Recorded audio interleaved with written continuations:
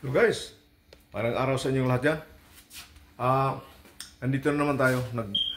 Magagawa naman tayo ng shrimp curry. Okay?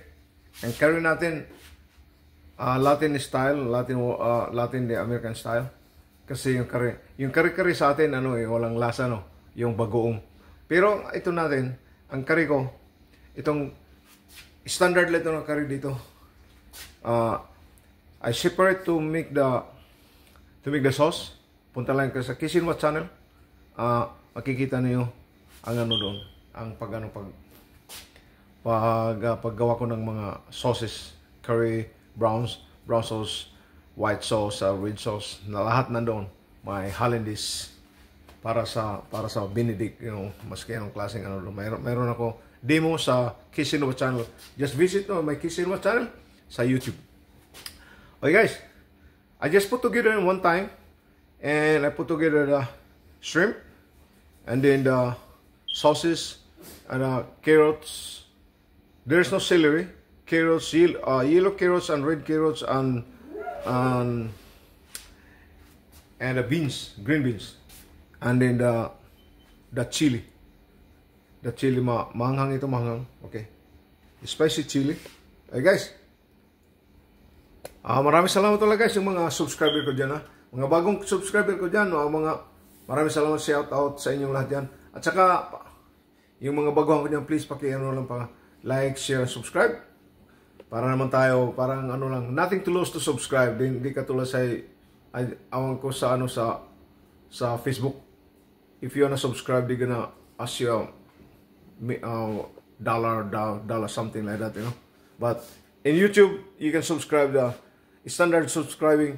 They don't charge anything, and you can watch on any kind of YouTube channel, in the YouTube content. Okay guys, ito na guys, ito ang gagawin natin.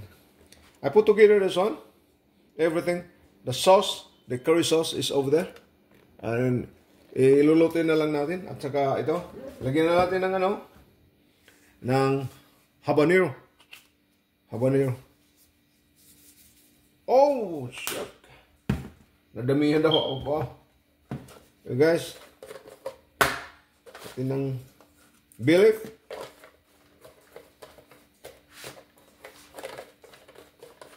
Pero ang curry guys is spicy. Not really spicy, but is in between mild and spicy, in between. Hindi manghang masyado, katamtaman lang. Yun talaga lagyan natin ng ito ng boilon. Mayroon ako nabili na fish boilon, seafood boilon, at saka dagdagan natin ng curry. Okay? Dagdagan natin para tumapang. Kailangan matapang ang curry niya, talagang hindi katamtaman lang. Babanata mo talaga. Okay. Black pepper and crushed red pepper. May tinatawag, ito na pepper guys. Itong tinatawag guys is Serrano. Manghang yan. Sarap yan. Huwag mo lang pigain kay papawisan ka kung kakain ka na ng Okay guys. Samahan niya ko ilagay natin sa burner. Guys, pakita sa inyo ito na. Natin. Nag-umpisa na kumulo. Hintay lang natin na okay, babalikan natin guys, okay? So guys, pakita ko sa inyo. Ito na guys. Ito niya, okay? Palapit ko para ito guys. Masarap guys, masarap. Okay guys.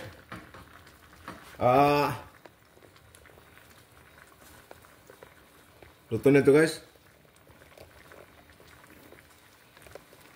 Mga at least 5 minutes. Pipilitan na natin. Samahan niyo ako. Kaya matatapos na kayo. At least mga 30 seconds. Alisan natin. Tapos. Ito guys. Tapos na. Pipilitan na natin. This is our shrimp curry. Tiger shrimp curry. I-flip up na natin.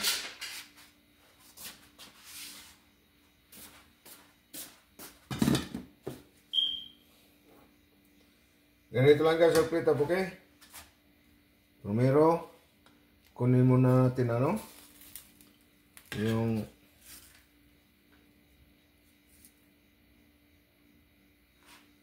guys.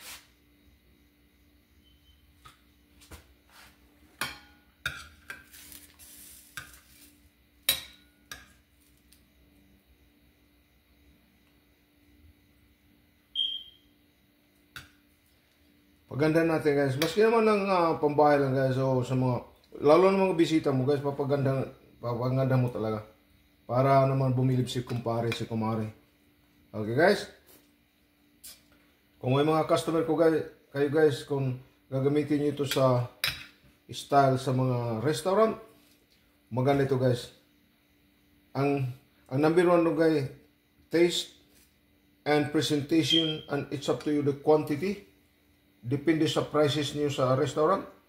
Ang maganda sa restaurant, kailangan ang quantity, kontento talaga, satisfied talaga mga customer nyo. Kayo nang babalik-balik na nakataas ng lasa. And the last one is the presentation guys. Presentation ng ano nyo, ng plato nyo. Para pag-inggan niya ng mga customer nyo, para bumalik-balik. Wow! Kaya sa pagtingin pa lang guys, pagtingin pa lang sa dish nyo, sa linuluto nyo, hindi pa nga kakainin, parang they feel they're full already, parang busog na sila. Dahil magandang presentasyon mo. At saka yun na nakakaakit talaga, tinatag nakakaakit. At saka itong ano niya, itong serrano chilies on the side. Okay guys, tapos lagyan natin ng sauce. Ang sauce to guys, kung gusto sila ng ano, kaya ito guys, ang pag ano talaga, this is not soupy, talagang ganito lang ang presentation niya. At tapos guys, mga kunya, itong mga starch on the side, kung may rice on the side, kung tortilla, whatever, kung anong nationality mo. Kaya may people that they like tortilla and they don't like rice. Okay guys, this is the one. Ito na guys, ang ano natin, lalagyan pa natin ng dekorasyon.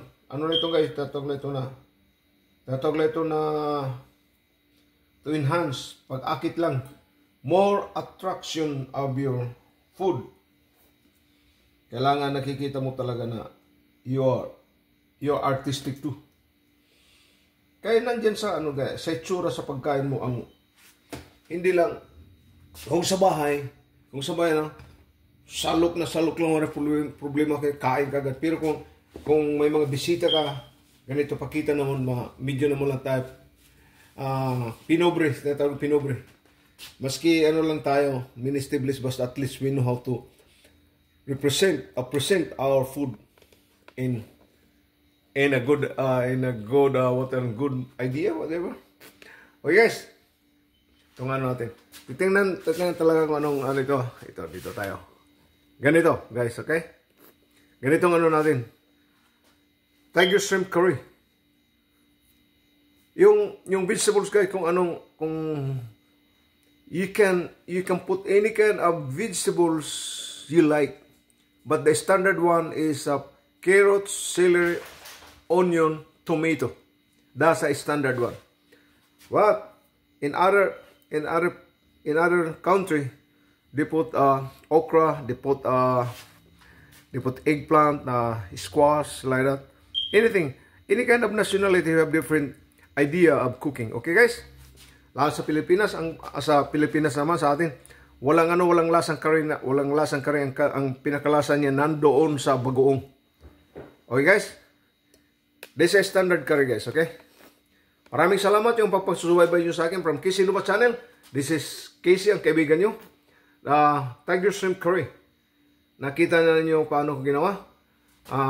Maraming salamat din na magsusubaybay nyo sa akin yung mga pagluluto ko.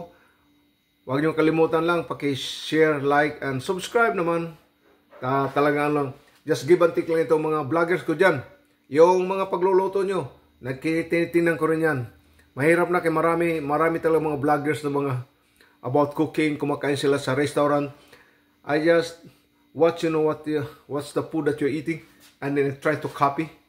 Because kung magaling ka na talagang maglulo, kung talagang you're professional, you're expert, you're gonna, just one look of your dish, you know how to do it already. And the taste is standard, the taste. The taste, the most important, the taste. Again, all over the world, it's the taste is standard, but there's only a little difference. Some is spicy, some salty. It depend ng tao, anong nationality silang style. Minsan, walang salt, matabang, parang ano sila. Pero, mostly in cooking, salt and pepper, that's the standard ingredient, anything of cooking. Okay guys? Dito lang muna ako. Hanggang dito lang muna ako from Casey Nova Channel. This is Casey. Maraming salamat.